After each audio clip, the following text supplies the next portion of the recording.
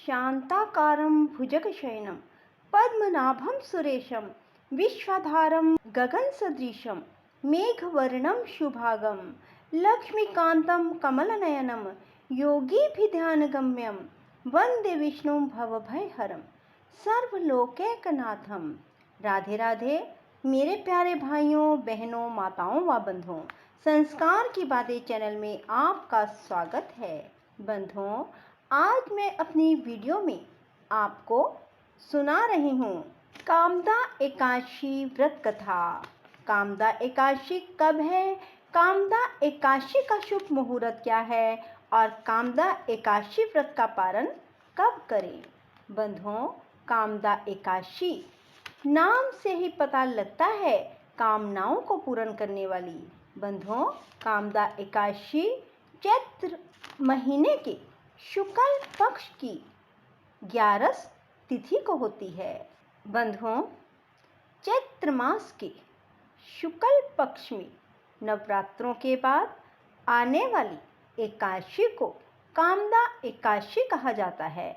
सभी कामनाओं की पूर्ति करने वाली होती है कामदा एकादशी। बंधुओं, इस दिन भगवान वासुदेव अर्थात वसुदेव के पुत्र श्री कृष्ण का पूजन किया जाता है और गरीबों को दान देने का बहुत अधिक महत्व है।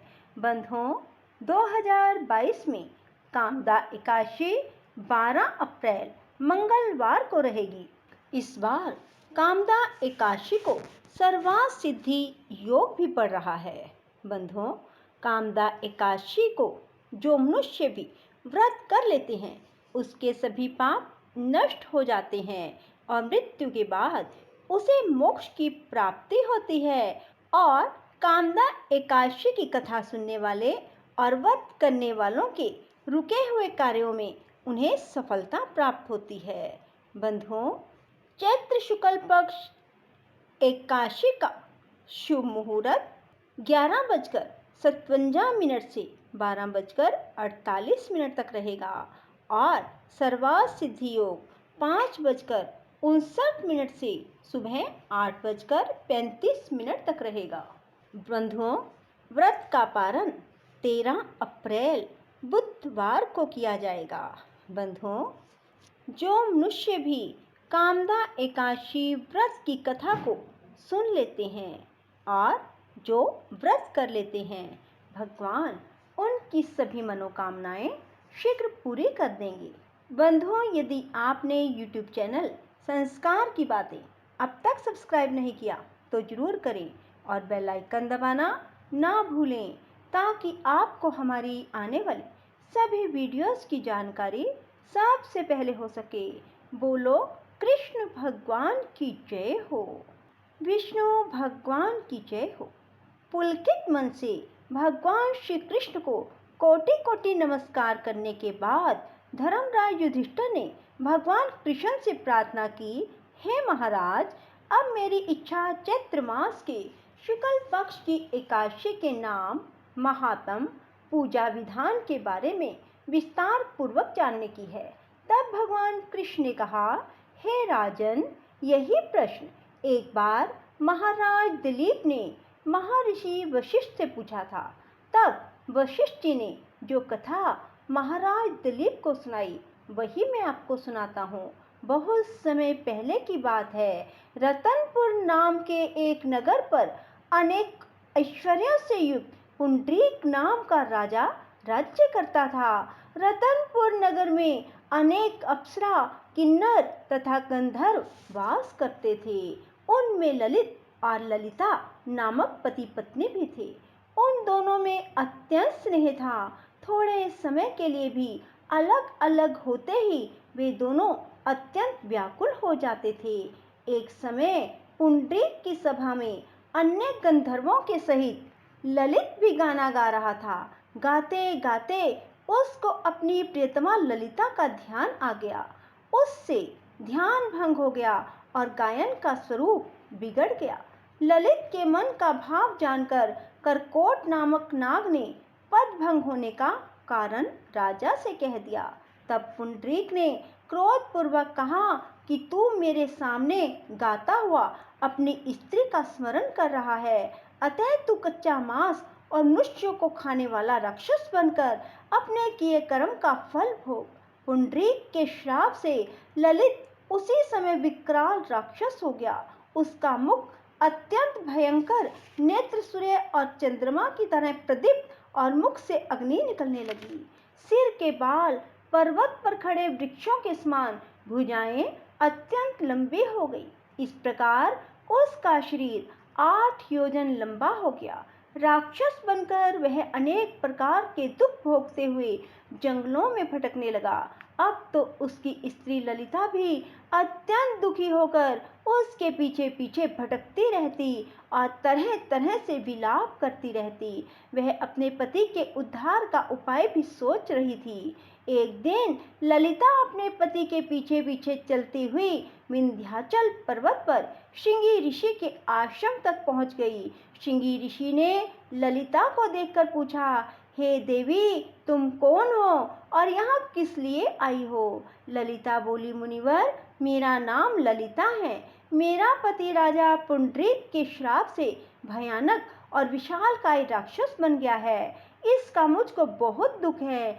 मेरे पति के उद्धार का कोई उपाय बतलाइए। ऋषि बोले, हे गंधर्व कन्या, अब चैत्र शुक्ल एकादशी आने वाली है, जिसका नाम कामदा एकादशी है। उसका व्रत करने से मनुष्य के सब कार्य सिद्ध होते हैं। यदि तू कामदा एकादशी का व्रत करके उसके पुण्य को अपने पति को दे, राजा का श्राप भी अवश्य में शांत हो जाएगा और तेरा पति शीघ्र ही राक्षस योनि से मुक्ति को प्राप्त होगा। चैत्र शुक्ला एकादशी कामदा आने पर ललिता ने व्रत किया और द्वादशी को ब्राह्मणों के सामने अपने व्रत का फल अपने पति को देती हुई भगवान से प्रार्थना करने लगी, हे प्रभु, मैंने जो यह व्रत किया है, इसका फल मेरे पति देव को प्राप्त हो, जिससे वह राक्षस योनि से मुक्त हो जाए। एकादशी का फल देते ही उसका पति राक्षस योनि से मुक्त होकर अपने पुराने स्वरूप को प्राप्त हुआ और अनेक सुंदर वस्त्र आभूषणों से युक्त होकर ललिता के साथ विहार करने लगा। उसके पश्चात वे दोनों एक दिव्य विमान में बैठकर स्वर्ग लोक को चले गए। वशिष्ठ मुनि ने आगे कहा, हे राजन, इस व्रत को विधि पूर्वक करने से समस्त पापों का नाश हो जाता है। राक्षस आदि की योनि भी छूट जाती है। संसार में इसके बराबर कोई और दूसरा व्रत नहीं है। इसकी कथा पढ़ने या सुनने मात्र से ही वाजपेय यज्ञ का फल प्राप्त होता है।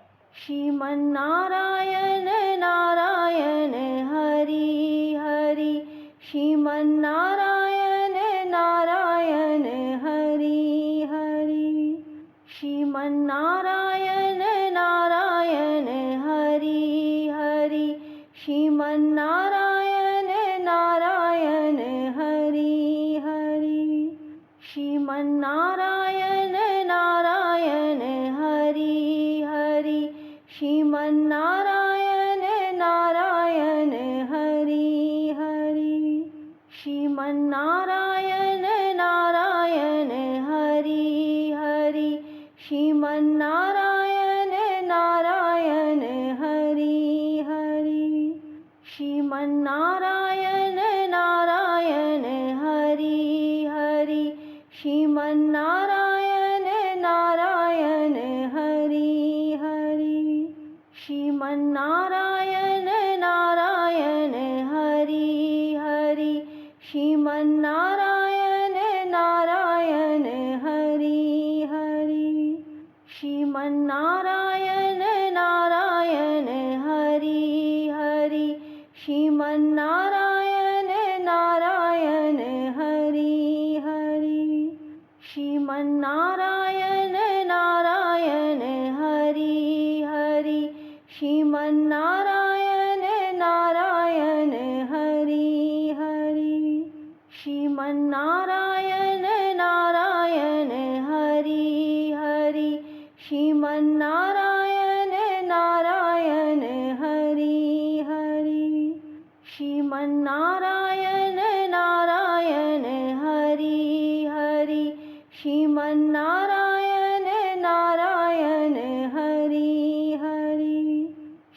श्रीमन्नारायण नारायण हरि हरि, श्रीमन्नारायण नारायण हरि हरि, श्रीमन्नारायण नारायण हरि हरि, श्रीमन्नारायण नारायण हरि हरि, श्रीमन्नारायण नारायण हरि हरि, श्रीमन्नारायण नारायण हरि हरि, श्रीमन्नारायण नारायण हरि हरि, श्रीमन्नारायण नारायण हरि हरि, श्रीमन्नारायण नारायण हरि हरि, श्रीमन्नारायण नारायण हरि हरि, श्रीमन्नारायण नारायण हरि हरि, श्रीमन्नारायण नारायण हरि हरि, श्रीमन्नारायण नारायण हरि हरि, श्रीमन्नारायण नारायण हरि हरि, श्रीमन्नारायण नारायण हरि हरि, श्रीमन्नारायण नारायण हरि हरि। राधे राधे, जय श्री कृष्णा।